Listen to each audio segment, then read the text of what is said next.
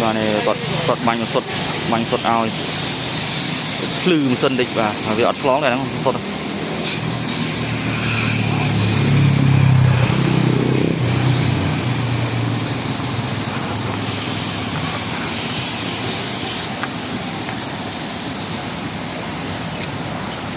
sốt đậm sốt lư đậm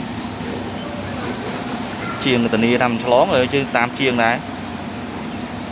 rồi chiêng thì đang chạy tê rồi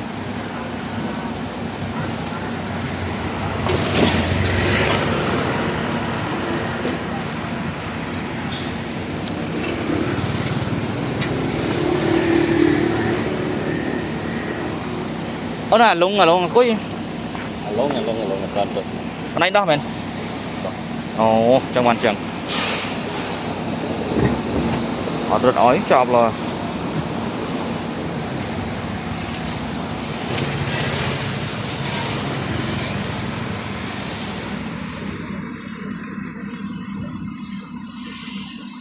ồ đây mà còn tu hao ở lính rồi